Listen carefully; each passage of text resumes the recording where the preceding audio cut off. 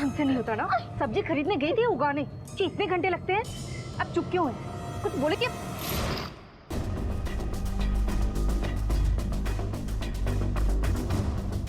Sir, ये दोनों बच्चे बहुत ही शरारती हैं, बहुत ही बिगड़े हुए हैं। लेकिन इसका ये मतलब हरगिज नहीं कि आप इन्हें मारें।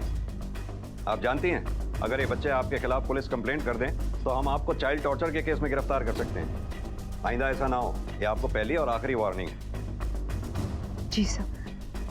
और आप, कोर्ट अक्सर माँ को बच्चों की कस्टडी इसलिए देती है क्योंकि माँ बच्चों की देखभाल बेहतर तरीके से कर सकती है। आपके केस में तो बिल्कुल उल्टा ही है। आपने तो पलट कर देखा तक नहीं कि आपके बच्चे किस हाल में जी रहे हैं।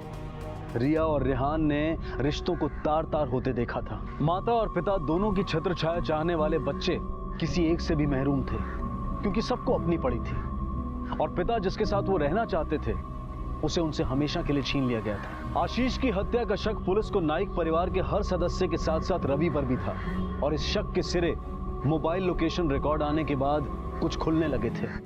सर दोनों, सर नाइक फैमिली के कॉल रिकॉर्ड और ये मोबाइल लोकेशन। ठीक है।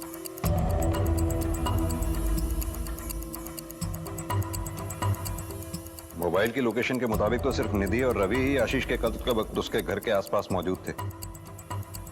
एक काम करो मानसी, ये निधि और रवि दोनों को उठाओ। अब ये खुद ही बताएंगे कि इन्होंने ये काम को अंजाम कैसे और क्यों दिया। Yes sir. निधि, ये चाय पी लो।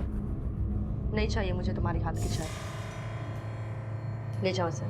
निधि, मैंने तुम्हें अपने बच्चे सौंप दिए थे ताकि तुम उनका ध्यान रख सको, और तुमने उन्हें नौकर बना दिया, मारपीट की उनके साथ। बहनी, शर्म नहीं आई तुमको? अरे वाह, ये तो हद ही हो गई। मेरे पति को बिजनेस से बाहर कर दिया और नौकरों की तरह 10,000 के पगार में बांध दिया, और मुझे तो नौकरानी बना दिया, और अब मुझे आके दिखा रही हो। अगर ऐसा है ना तो खुद ही संभालो अपने बच्चों को। मुझे भी ये सब कुछ करके गाली खाने की कोई इच्छा नहीं है।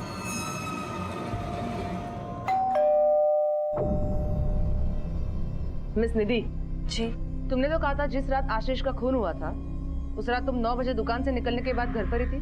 जी हाँ, मैं दुकान से निकलने के बाद घर पर ही थी। तुम्हारा मोबाइल लोकेशन आशीष का घर दिखाई दे रहा है। अगर तुम घर पर ही थी तो शायद तुम्हारा मोबाइल अकेले गया होगा आशीष के घर।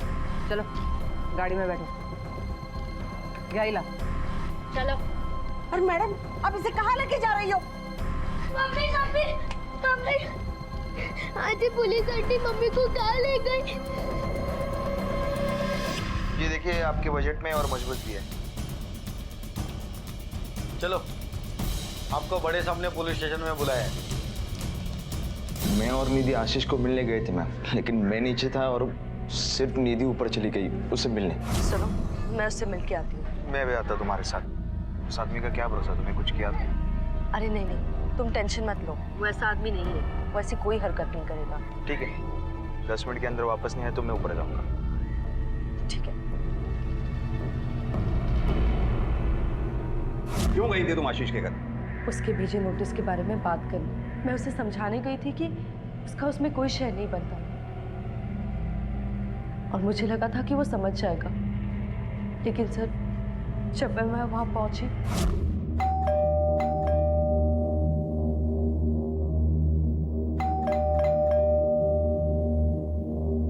तो मैंने कई बार डोरबेल बजाई, लेकिन उसने दरवाजा नहीं खोला। तुम दोनों अपने अपने घर पर थे, यानी तुम दोनों वहां अलग अलग पहुंचे? जी सर।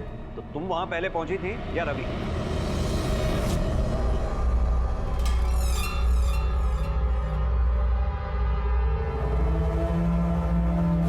इसका मतलब रवि तुमसे वहां पहले पहुंच चुका था। जी।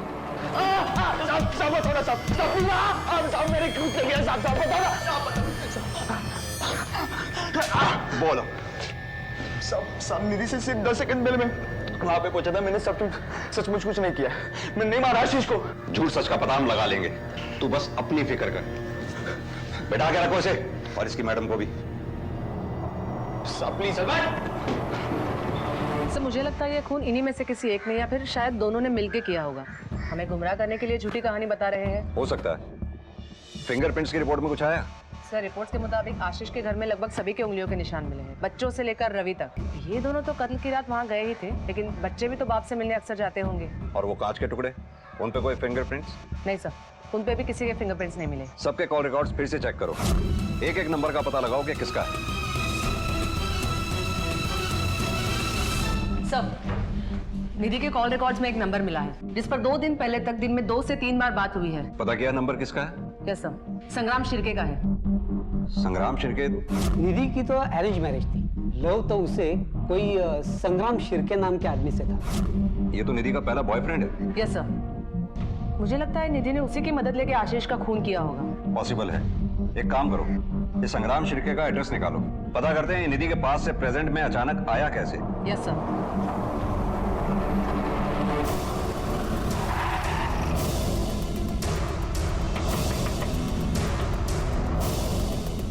संग्राम शिर्के? जी मैं ही संग्राम शिर्के हूँ, कहिए। अब बता, जब निधि और तेरा अफेयर 12 साल पहले खत्म हो चुका था तो फिर अब तू अचानक कहां से टपक पड़ा? साहब निधि ने मुझे धोखा दिया था साहब, उसके बाद मैं मुंबई छोड़ के बेंगलोर शिफ्ट हो गया था साहब। 3 महीने पहले ही वापस आया साहब। एक दिन निधि मुझे मार्केट में मिली साहब। दादा ही बिल्डिंग कुठे? हाँ, इकडून दुसरी बिल्डिंग। ठीक है, हाँ थैंक यू। संग्राम? निधि? संग्राम तुम यहाँ? यहाँ मतलब? ये मेरी ही तो दुकान है। ये सब छोड़ो, ये बताओ तुम कैसे हो? बुरा चल रहा है सब कुछ, नौकरी भी नहीं है। मैं कुछ मदद कर सकती हूँ? तुझे पता है निधि की पहली शादी टूट चुकी है और अब वो दूसरी शादी करने जा रही है। हाँ पता है साहब। इसके बावजूद भी तुम दिन में 3-3 बार उससे इतनी लंबी बातें करते थे। नहीं साहब, मैं तो बहुत कम फोन करता था उसको, वही बार बार मुझे फोन करती थी साहब। और वो बोलती थी। सीधी तरह से बताएगा या मैं अपने ढंग से पूछूं? पता था साहब, उसने मुझे आशीष का खून करने के लिए कहा था साहब। सुपारी दे रही थी आशीष की, और इस काम के लिए काफी सारे पैसे भी देने की बात कर रही थी साहब। उन्हीं काफी सारे पैसों की लालच में तूने आशीष का खून कर दिया है ना? तुमने आशीष को मारने की सुपारी दी थी? सुपारी? नहीं सर। तावड़े! इसने कबूल कर लिया है, लेकिन तुम अब भी झूठ बोल रही हो। इसने तो अपने हिस्से का सच बता दिया, अब तुम भी अपने हिस्से का सच बता दो। बोलो।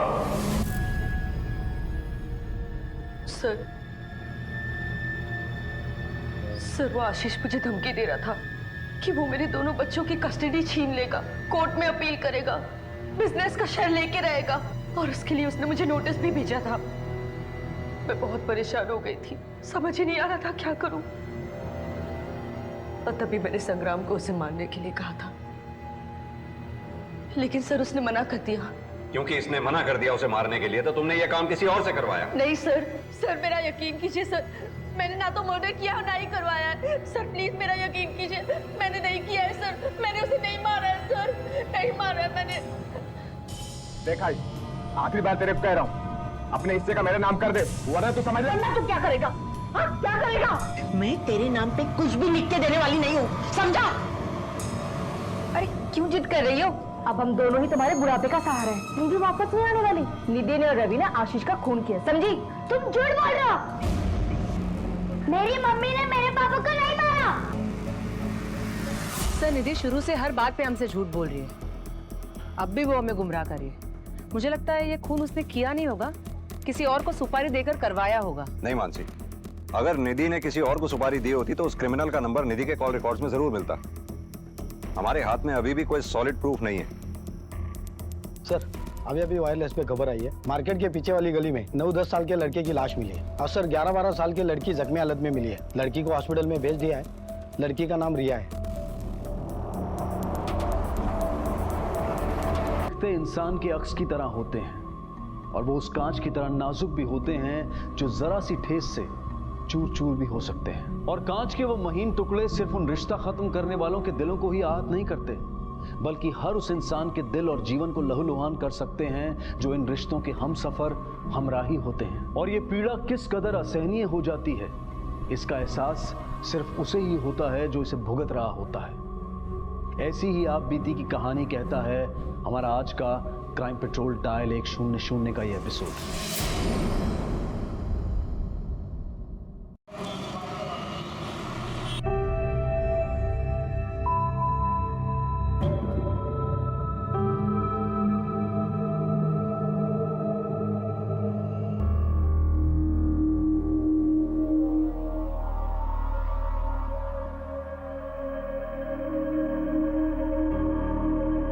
लक्ष्मी जल्दी हाथ चला, बहुत काम पड़े हैं। कर तो रही हूँ ना मैडम।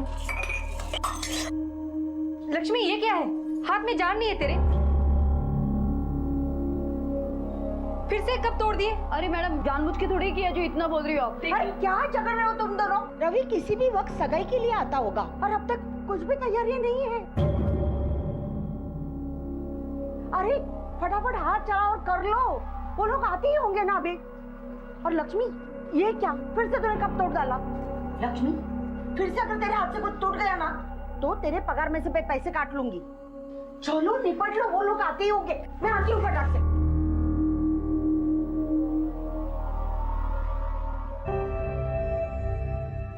वाह परी लग रही। बैठो बेटा, मैं आता हूँ।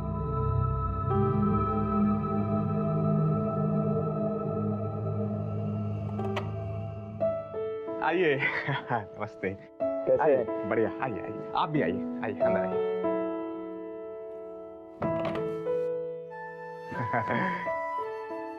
बहू ये मेरे दोस्त कैलाश जी, और भाई आप तो जानती है। नमस्ते। और दादा और वैनी साथ में आने वाले थे, लेकिन वैनी को काम निकला इसलिए नहीं आए। अरे कोई बात नहीं, भाभी नहीं आई तो, पर सगाई की अंगूठी तो नहीं घर पे भूल गए? ये क्या भूलने वाली बात है कि दादा? नहीं, मैं खुद अपनी सगाई में भूल गया था। बाबा ने जो गालियां दी पूछो मत।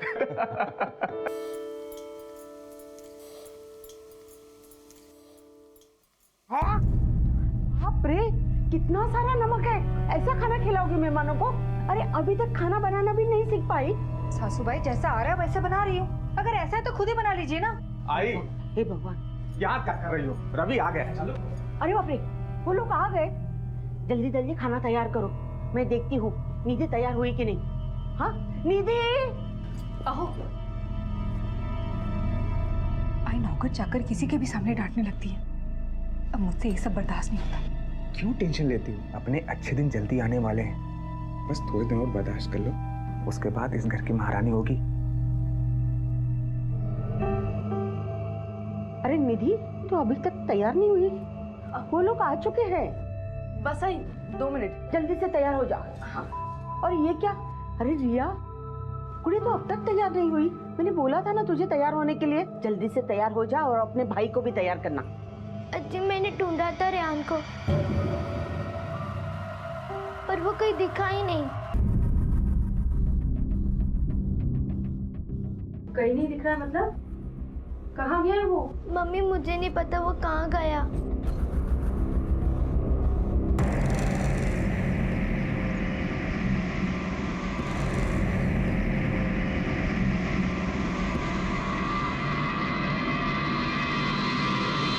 टेंशन मत ले, आ जाएगा।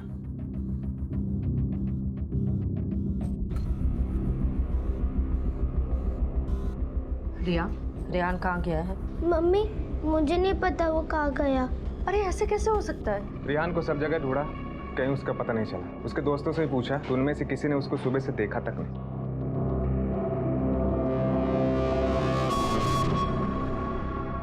रिया, तुझे कुछ तो बता के गया होगा ना कि वो कहाँ जा रहा है या कहाँ जाने वाला है? कल रात वो बोल रहा था वो यहाँ नहीं रहेगा, वो पापा के पास चला जाएगा।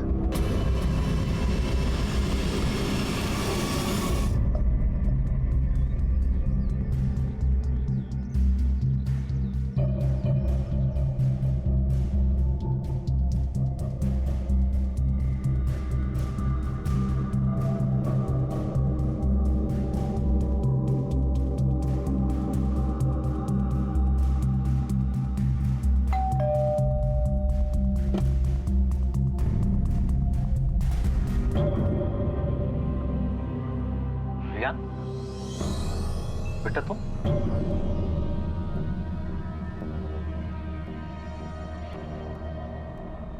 क्यों आया हूँ?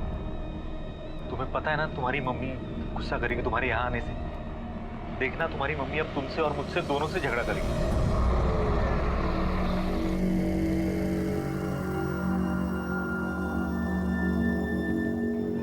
बेटा तुम्हें यहाँ नहीं आना चाहिए था। मुझे उन लोग के साथ नहीं रहना, मुझे आपके साथ रहना है। बेटा कितनी बार समझाऊं तुम्हें, तुम मेरे साथ नहीं रह सकते। कोर्ट ने तुम्हारी कस्टडी तुम्हारी मम्मी को दी है, इसलिए। पापा मम्मी शादी कर रही है। हाँ, उस रवि के साथ कर रही है ना। पापा मम्मी उन्हें पापा बोलने कहती है, लेकिन वो हमारे पापा नहीं है। आप हमारे पापा हो। मुझे उन लोग के साथ नहीं रहना। मुझे और ताया को अपने साथ रख लो प्लीज। तुम यहाँ क्या कर रहे हो? तुझे मना किया था ना यहाँ आने से। हाँ, क्यों आया है फिर? समझ नहीं आता है तुझे? समझ नहीं आता है? हाँ? निधि, बच्चा है वो, तुम्हारे मारने से नहीं समझेगा। मैं भी यही कहना चाहती हूँ कि ये एक बच्चा है जिसकी कस्टडी मुझे मिली है। अगर तुमने इसे बहलाने फुसलाने की कोशिश की तो मैं तुम्हें नहीं छोड़ूंगी। और एक बात याद रख लो कि अब इसका तुम्हारे साथ कोई नाता नहीं। मुझे आपके साथ नहीं रहना, मुझे पापा के पास रहना है। पापा के पास रहना है ना? चल घर चल कर बता। नहीं, चल पापा पापा पापा पापा चल पापा चल। हाँ, अब मैं तुझे बताती हूँ। मुझे आपके साथ नहीं रहना, मुझे पापा के साथ रहना है। मुझे जाने दो। पापा के पास जाना है? हाँ मम्मी, पापा के पास जाना है। अभी भेजती हूँ मैं तुझे पापा के पास। अभी भेजती हूँ तुझे पापा के पास। अभी भेजती हूँ। जाके दिखा दो पापा के पास। बच्चा है वो, कितना मारोगी? जान लेगी उसकी, वो क्या समझेगा? आई प्लीज, मैं अच्छी तरह से जानती हूँ इन दोनों को कैसे हैंडल करना है। इसने मेरी सगाई का सत्यानाश कर दिया। हाँ, अब तो मैं इसे सजा दे के रहूंगी। भाई नहीं, इसे कमरे में बंद कर दो। और जब तक मैं नहीं बोलती तब तक ना तो कोई इसे खाना देगा और नहीं कमरा खोलेगा। जाओ चल। तू यहाँ खड़ी खड़ी क्या देख रही है? जा और अपने भाई को समझा कि अब उसका बाप हम सब के लिए मर चुका है। जा।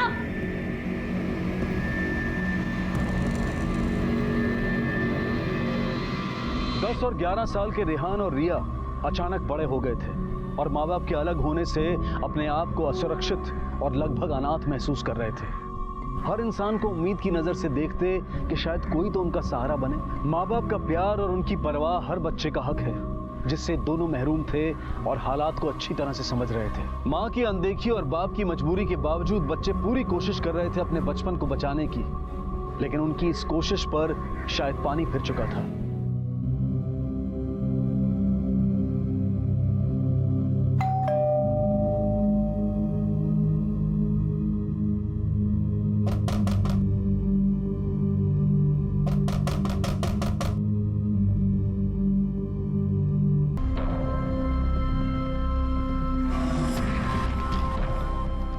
कोर्ट का नोटिस है सर। हो सकता है ये नोटिस ही इस कत्ल की वजह हो। एक काम करो मानसी, सर इसके पड़ोसियों से पूछताछ करो, पता करो ये अकेला रहता था या फैमिली के साथ। हाँ मैडम, मैंने ही बाई को चाबी दी थी। आशीष साहब कभी बाहर जाते हैं तो मेरे पास चाबी रख के जाते हैं बाई को झाड़ू पटका करने के लिए। वैसे मैडम बाई बहुत भरोसे वाली है, मेरे घर पे भी वही काम करती है। अच्छा, कल रात इनके घर से कोई चीखने चिल्लाने या झगड़े की आवाज सुनी? नहीं मैडम, कल तो नहीं, मगर 2 दिन पहले आशीष भाऊ का झगड़ा हो रहा था। किसके साथ? उनकी बीवी निधि के साथ। बच्चों को लेके कुछ झगड़ा हो रहा था। अगर तुमने इसे बहलाने फुसलाने की कोशिश की तो मैं तुम्हें नहीं छोड़ूंगी। अच्छा, अगर ये शादीशुदा और बाल बच्चे वाला आदमी है तो इसकी फैमिली कहाँ है? डिवोर्स के पहले साथ में ही थी सर। बाद में निधि अपने बच्चों को लेके अपनी माँ के घर चली गई। डाइवोर्स की कोई खास वजह? दोनों एक दूसरे पे शक करते थे। वो बोलता था तेरा चक्कर चल रहा है, ये बोलती थी तेरा चक्कर चल रहा है। जब बात खुली तो पता चला निधि का ही चक्कर चल रहा था। ये तो बेचारा बहुत शरीफ था। ये आशीष काम क्या करता था? निधि मैडम की दुकान में काम करते थे, पर जब से उनका तलाक हुआ है 6 महीने से घर पे ही थे। किस चीज की दुकान है उनकी? ज्वेलर्स का शॉप था, चामुंडा ज्वेलर्स के नाम से।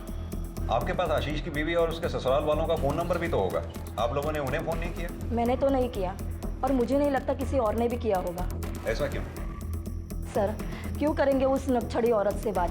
पता नहीं वो अपने आप को क्या समझती है, बड़े पैसे का घमंड है उसे। अच्छा, ये आशीष की बीवी निधि रहती कहाँ है? हाँ हाँ, मैं 5 मिनट में दुकान पहुंच जाऊंगी। हाँ, वहीं पर मिलती हूँ। आई, मैं दुकान जा रही हूँ, आ जाऊंगी। हाँ। अरे तुम दोनों सुनो, स्कूल से ना सीधा घर आना। अगर उसके घर गए ना तो बहुत मार पड़ेगी। और तू देखना कि ये कोई गड़बड़ ना करे, नहीं तो तुझे भी सजा मिलेगी। मम्मी आशा मामी बहुत मारती है, कोई गलती नहीं करते फिर भी मारती अरे है। तूने कोई मस्ती की होगी तभी तुझे मार पड़ी होगी ना, ऐसे ही कोई बिना मतलब के नहीं मारता।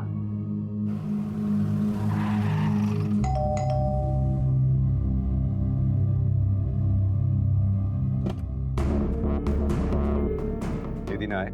जी मैं ही हूँ, कहिए। आशीष देशमुख को जानती हैं? हाँ, वो मेरे एक्स हस्बैंड हैं। लेकिन आप ये सब क्यों पूछ रहे हैं? कल रात उनका किसी ने खून कर दिया।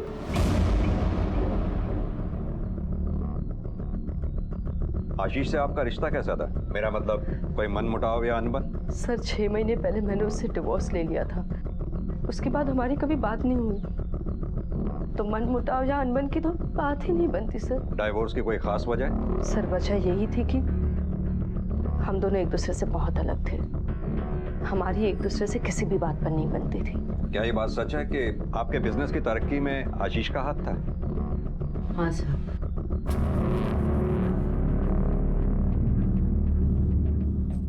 हाँ था सर, पर कुछ हद तक। हम सबने इस बिजनेस को बढ़ाने में खून पसीना एक किया है, और सबसे ज्यादा मेहनत तो मेरे भाई राजेश ने की है सर। आशीष तो सिर्फ एक एम्प्लॉय था। अगर बात इतनी सिंपल थी तो फिर आशीष अपना शेयर क्यों मांग रहा था? शेयर? कौन सा शेयर सर? उसने मुझसे कभी कोई शेयर की बात नहीं की। ये जानती हैं क्या? ये नोटिस की वो कॉपी है जो हमें आशीष के घर से मिली है, जिसमें साफ साफ लिखा है कि आशीष ने आपके बिजनेस को बढ़ाने में जो मेहनत की है उसके बदले में उसे शेयर चाहिए। और ये देखिए, ये है आपकी माँ के दस्तखत। आप ही के हैं ना ये? हाँ साहब। जब आपकी माँ ने ये नोटिस रिसीव किया तो ऐसा कैसे हो सकता है कि इसकी जानकारी आपको ना हो? एक मिनट सर। ओह, आप इसकी बात कर रहे हैं सर? हाँ सर, उसने ये नोटिस भेजा था और हमारा वकील उसका जवाब भेजने ही वाला था। सर हमारा आज का नहीं पुश्तैनी बिजनेस है, वो 2 पैसे की मदद करेगा तो उसका शेयर कैसे बन जाएगा? तो ये बात है, ये बात आपको अच्छी नहीं लगी और इसी वजह से शायद आपने आशीष का कत्ल कर दिया। नहीं, मैंने मर्डर नहीं किया साहब। कहाँ थे आप उस वक्त जब आशीष का कत्ल हुआ? घर पे था साहब। और आप कहाँ थी? सर मैं दुकान से 9 बजे निकलकर सीधा घर आ गई थी। ठीक है, जब तक ये केस सॉल्व ना हो जाए आप में से कोई भी हमसे पूछे बगैर ये शहर छोड़कर नहीं जाएगा। क्या हुआ निधि? आशीष को किसी ने। आप कौन? सर मेरा नाम रवि है, निधि का मंगेतर। मिस्टर रवि, कल रात आप कहाँ थे? अपने घर था। और आप लोग क्यों पूछ रहे हो? पूछना हमारा काम है। चलो।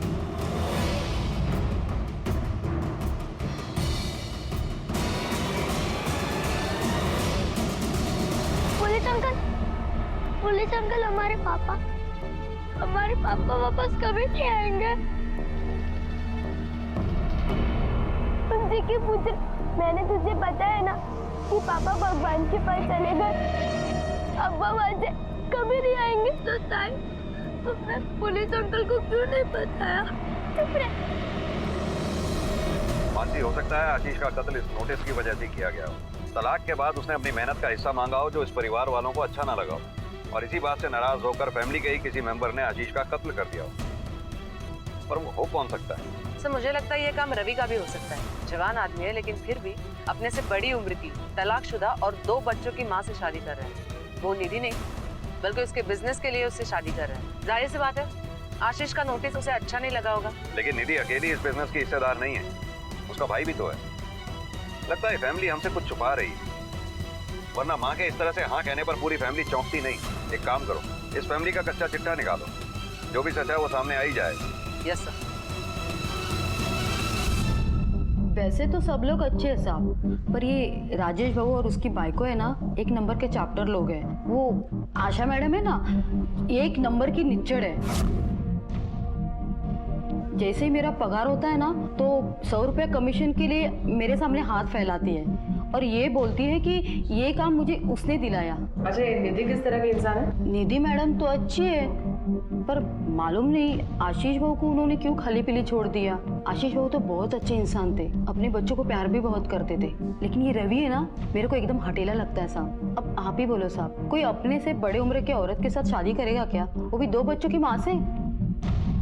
ठीक है, तुम जा सकती हो। हाँ साहब। मैडम, ये आशीष देशमुख की पोस्टमार्टम रिपोर्ट। सर,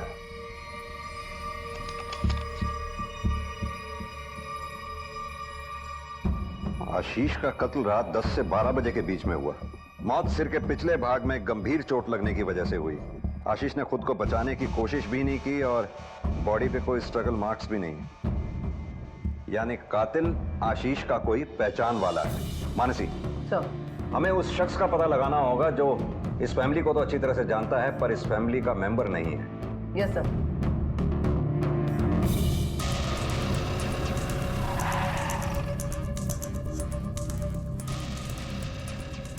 इस दुकान का मैनेजर कौन है? जी मैं हूँ, कहिए। कितने साल से काम कर रहे हैं आप चामुंडा ज्वेलर्स में? 36 साल हो गए साहब। जब भी रघुनाथ जी ने पहली दुकान खोली ना, तब से। और वो आशीष, वो कब से काम कर रहा था? बहुत कम उम्र में आया था सर वो, करीब 20 साल हो गए। यानी आशीष और निधि के बीच अफेयर काम के दौरान हुआ? नहीं सर, निधि की तो अरेंज मैरिज थी। लव तो उसे कोई संग्राम शिर्के नाम के आदमी से था, जिसे वो रघुनाथ जी बिल्कुल पसंद नहीं करते थे। आपके कहने का मतलब है कि ये शादी निधि की मर्जी के खिलाफ हुई थी? जी सर, आप ऐसा कह सकते हैं। वैसे रघुनाथ जी को निधि को उस संग्राम से अलग करना था, तब भी आशीष एक नई दुकान की प्रपोजल लेके उनके पास आ गए। उससे वो बहुत खुश हो गए। एक दिन मैं दुकान के अकाउंट्स लेके उनके घर गया था, तो मैंने देखा सर, ये पिछले महीने का अकाउंट स्टेटमेंट है, किससे कितना पैसा आना बाकी है और निधि, 1 मिनट। मैंने तुमसे कहा था ना, इतनी देर तक रात में मत घूमना। कहाँ से आ रहे हो इतनी रात को? पापा, वो तुम्हारी शादी होने तक तुम अब घर से बाहर पैर नहीं रखोगी, समझी? शादी? मैंने तुम्हारी शादी आशीष से तय कर दी है और वो बहुत। पापा प्लीज, मैं आशीष से शादी नहीं करूंगी। मैं सिर्फ संग्राम। अगर तुम्हारे मुंह से संग्राम का नाम दोबारा निकला और तुमने आशीष से शादी नहीं की, तो मैं तुम्हें जायदाद से बेदखल कर दूंगा। ह्या गोष्टीचा परिणाम झाला साहेब, और निधि ने चुपचाप आशीष से शादी कर दी। जब निधि ने आशीष से शादी कर ही ली थी, तो फिर तलाक इतने साल बाद क्यों? क्या कारण था? कसं सांगू तुम्हाला साहेब, वो किसी एक आदमी के साथ पूरी जिंदगी बिताने वाली लड़की नहीं है। उसने ये शादी मजबूरी में तब तक चलाई जब तक रघुनाथ जी जिंदा थे, और उनके देहांत के बाद उसका रवि के साथ अफेयर शुरू हो गया। ये रवि काम क्या करता है? वो गोल्ड एजेंट है। हमारी दुकान के लिए जितने भी गोल्ड की जरूरत होती है वही सप्लाई करता है। ये निधि और रवि के अफेयर के बारे में आशीष जानता था? हाँ जानता था सर। निधि, कुछ तो शर्म करो। 2 बच्चों की माँ होकर तुम ये सब कर रही हो, सोचो बच्चों पे क्या असर पड़ेगा।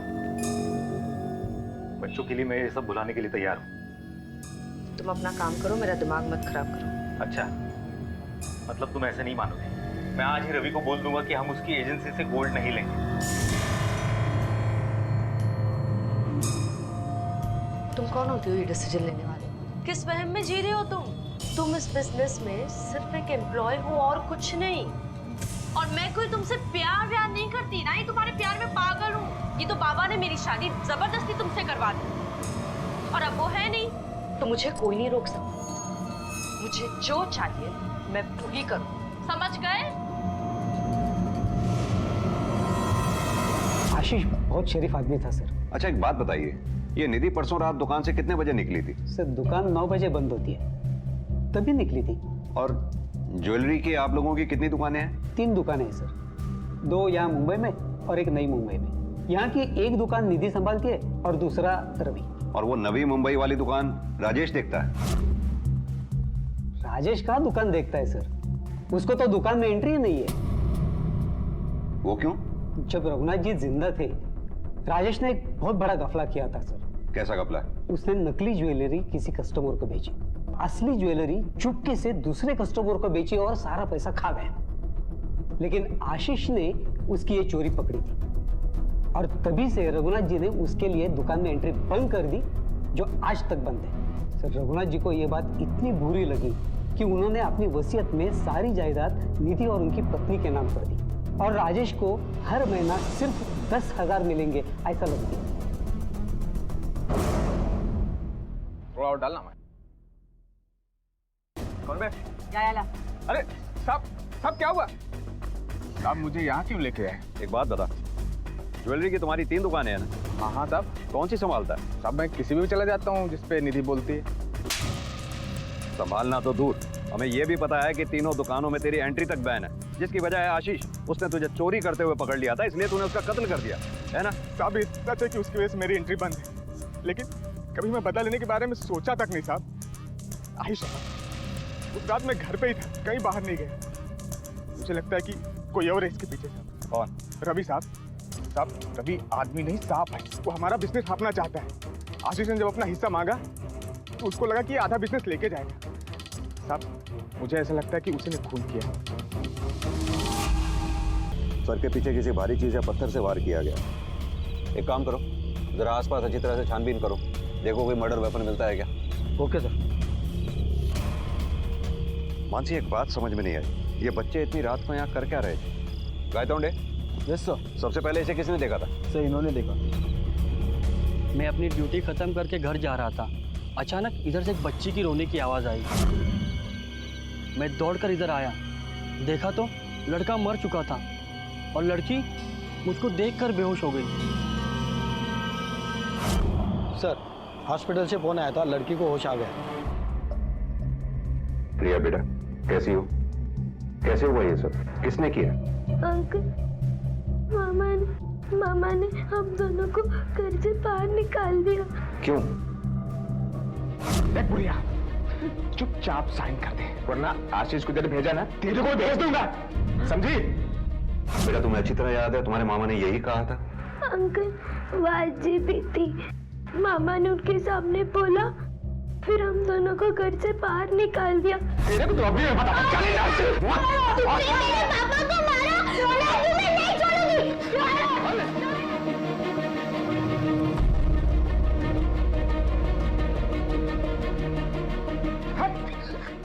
जब हम आपके पास आ रहे थे तभी उन्होंने हमें मना। डॉक्टर को बुलाओ जल्दी। बेटा रेहान ठीक है, तुम अपना ख्याल रखो, जल्दी से ठीक हो जाओ। अब मैं सच कर रहा हूँ, मैंने किसी को नहीं मारा है। मैंने आई को डराने के लिए ऐसा बोला था। आई शपथ साहब, मैंने सच में किसी को नहीं मारा। साहब आपने बोला ना कि मैं बच्चों के पास बाइक से गया था। हाँ। पर मेरी बाइक तो 1 हफ्ते से गैराज में पड़ी साहब, चाहिए तो आप मैकेनिक से भी पूछ सकते हैं।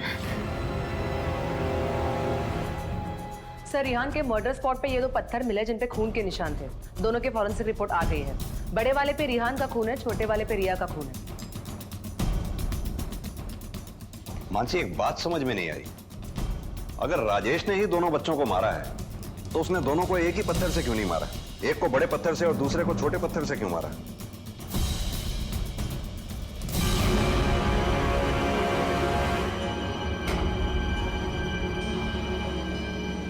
रेहान का वो कैसा? वो ठीक है ना अंकल? तुम ही बताओ बेटा, रेहान ठीक है या नहीं? मैं कैसे? देखो बेटा, हमें पता है तुमने ही रेहान को मारा है। पहले बड़े पत्थर से तुमने रेहान के सिर पे पीछे से वार किया और फिर छोटे पत्थर से अपने यहां सिर पे आगे से चोट लगा ली। क्यों किया तुमने ऐसा? बोलो बेटा, बताओ तुमने अपने भाई रेहान को क्यों मारा? क्योंकि अंकल, क्योंकि मुझे पता था कि पापा को मैंने ही मारा है।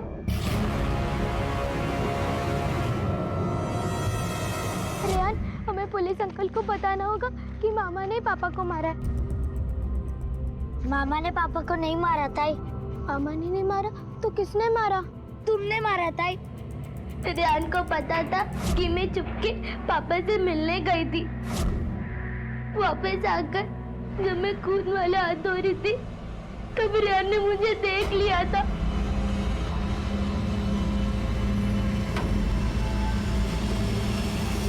तब से वही मेरे पीछे पड़ा था कि मैं आपको सब सच सच बता दूं। तुम्हारी वजह से पापा भगवान के पास गए, तुम्हारी वजह से मम्मी को पुलिस आंटी ले गई, तुम्हारी वजह से सिर्फ मैं सबको बता दूंगा, मैं सबको बता दूंगा। हैं जिसने अपनी खुशियों के लिए फूल तो उगाए, लेकिन एक दिन उन्हें छोड़कर चलता बना और उन फूलों को सूखी झाड़ियों में तब्दील कर गया। ऐसे ही फूल से कांटा बन गई थी रिया, और वो सब आजाद थे जिन्होंने उसे अपराधी बनाया था। क्योंकि रिया एक 11 साल की नाबालिग बच्ची थी, इसलिए उसे बाल सुधार गृह में भेज दिया गया और उसकी काउंसलिंग की जा रही है। बच्चे कल का भविष्य होते हैं और ये भविष्य कैसा होगा इसके जिम्मेदार होते हैं उनके अभिभावक। इसलिए बेहद जरूरी है कि हम सिर्फ अपनी खुशी के बारे में नहीं बल्कि अपने कर्तव्यों के बारे में भी सोचें। इसी विचार के साथ अब मैं अनूप सोनी आपसे विदा लेता हूं। फिर मुलाकात होगी अगले एपिसोड में एक और चौंका देने वाले केस के साथ।